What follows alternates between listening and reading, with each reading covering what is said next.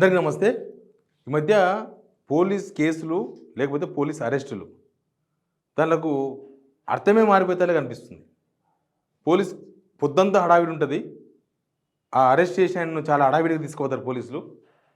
సాయంత్రానికి కోర్టుకు తీసుకుపోతారు. రాత్రి 8-9 గంటలకు కోర్టులో సబ్మిట్ చేస్తారు. కోర్టు బెయిల్ ఇచ్చేస్తుంది. అయిపోయింది. పొద్దంతా పుష్ప సినిమా చూపిస్తారు. రాత్రికి మాత్రం కూల్ అయిపోతుంది. మొత్తం అన్నమయ్య సినిమా ఉంటుంది రాత్రికి. దీన్ని బట్టి చూస్తే ఏమవుతుందంటే దీని వెనుక ఏదో హిడెన్ ఎజెండా ఉంది. సేమ్ టైం వీళ్ళు పెడుతున్న కేసులంతా కూడా ఫోర్సబుల్ కేసులు పెడుతున్నారా పోలీసులు అట్లే అనిపిస్తుంది. ఈ మధ్యకాలంలో వరుసగా ఎన్ని సీన్లను చూసుకోండి. ఒకటి పాడి కౌశిక్ రెడ్డి, హుజరాబాద్. పాడి కౌశిక్ రెడ్డి నిజంగానే దుందుడుకు చర్యలు బాగుంటాయని, దూకుడు ఎక్కువ పాడి కౌశిక్ రెడ్డికి, కొంత మెచ్యూరిటీ తక్కువ అనిపిస్తుంది. అప్పుడప్పుడు కొంత మెచ్యూరిటీ ఉండాల్సిన వ్యక్తి కన్నా ఆ స్థానానికి వచ్చినప్పుడు కొంత మెచ్యూరిటీ ఉండాలి. మెచ్యూరిటీ ఉండదు ఆయన దగ్గర అనేది అప్పుడప్పుడు కనిపిస్తూ ఉంటుంది. సరే, ఆయన రకరకాల కేసులు ఇరుక్కున్నాడు. ఆయన ఒక కేసులో ఈ మధ్య కాలం ఉన్నాయి కదా, బంజారాల్స్ పిఎస్లో కేసు పెట్టిందని. బంజారాల్స్ పిఎస్లో కేసు పెట్టినకే పోతే బంజారాల్స్ పిఎస్లో కేసు పెట్టినకే పోయి ఆడ ఎస్ఐ మీదనో లేకపోతే అక్కడ ఉన్న పోలీస్ ఆఫీసర్స్ మీద ఈయన దురుసుగా ప్రవర్తించిండు అనే కేసు ఆయన మీద పెట్టిండ్రు. ఆయనతో పాటు 11 మంది మీద కేసు పెట్టిండ్రు. దాంట్లో ఎర్రోల శ్రీనివాస్ ఉన్నారు, ఎస్సీ కమిషన్ మాజీ అధ్యక్షులు, మాజీ చైర్మన్. తర్వాత ఇంకా మిగతా వాళ్ళు చాలామంది ఉన్నారు. దాంట్లో 11 మంది ఉన్నారు మొత్తం కేసులు. పాడి కౌశిక్ రెడ్డిని పొద్దంతా రచ్చ చూసినాం కదా. పాడి కౌశిక్ రెడ్డి ఇంటికాడ పోతే రచ్చ, హరీష్ రావు వచ్చిండు, వాళ్ళని అరెస్ట్ చేసి తీసుకుపోయి ఇంకో దగ్గర పెట్టిండ్రు.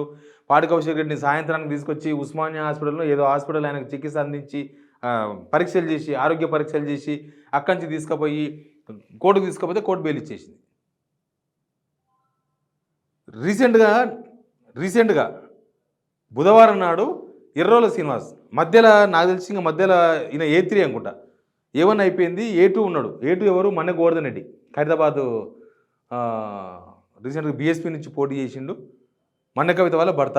ఇప్పుడు ఆయన ఖైరతాబాద్ ఇన్ఛార్జిగా ఉన్నట్టున్నాడు. మన్నె గోవర్ధన్ రెడ్డి A2. కానీ A3 ఎర్రోల శ్రీనివాస్ ఇంటికి పోయిన పోలీసులు. ఎప్పుడు పోయినరు? తెల్లవారుజామున 4:30కు పోయినరు.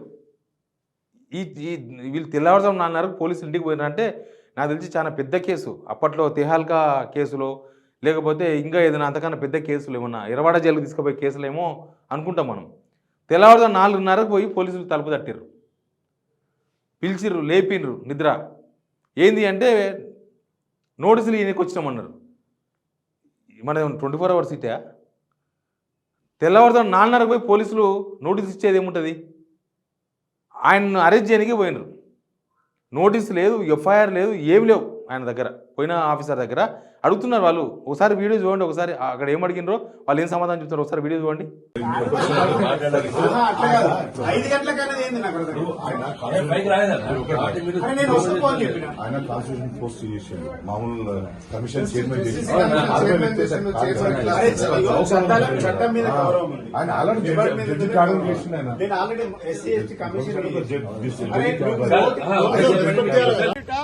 ఇలా కేసు ఎఫ్ఐఆర్ లో పేరుందో లేదో తెలియదు.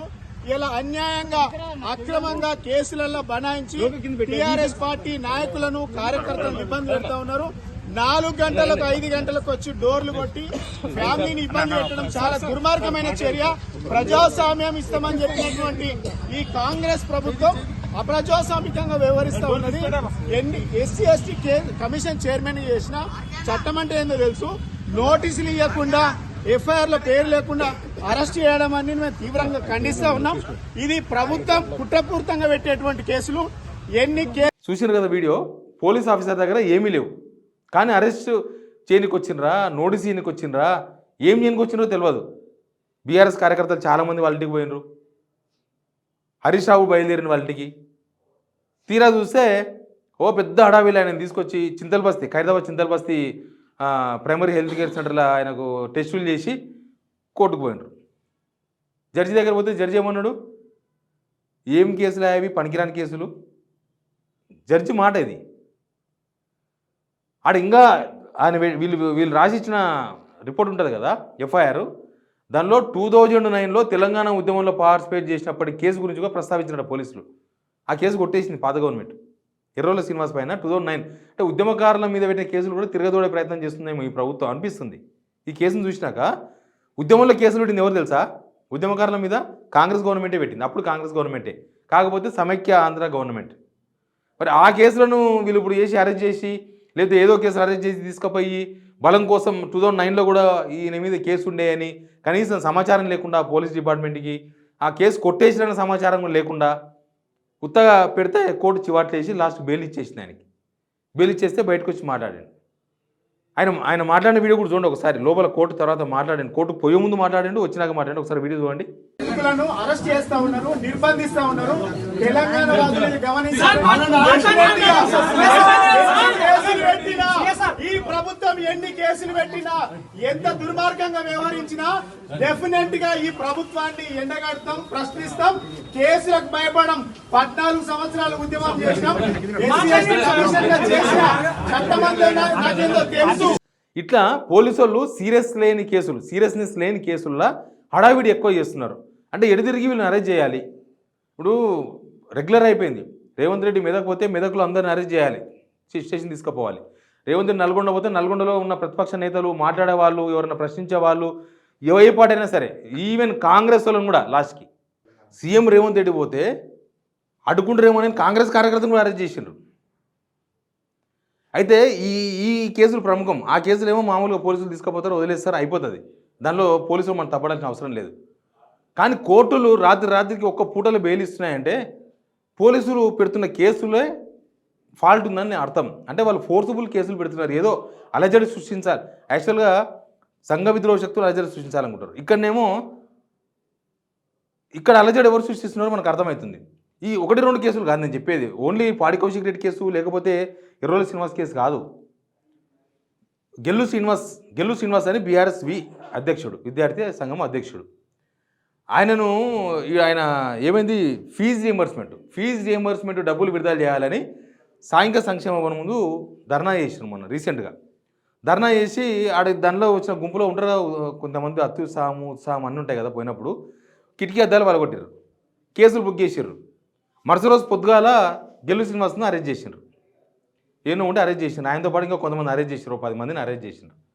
చేస్తే రాత్రికి బెయిల్ కోర్టు. ఇప్పుడు మనం అల్లు అర్జున్ విషయం చూసినాం కదా, అల్లు అర్జున్ కూడా సేమ్ కదా. 12 గంటలనే అల్లు అర్జున్ బెయిల్ వచ్చింది.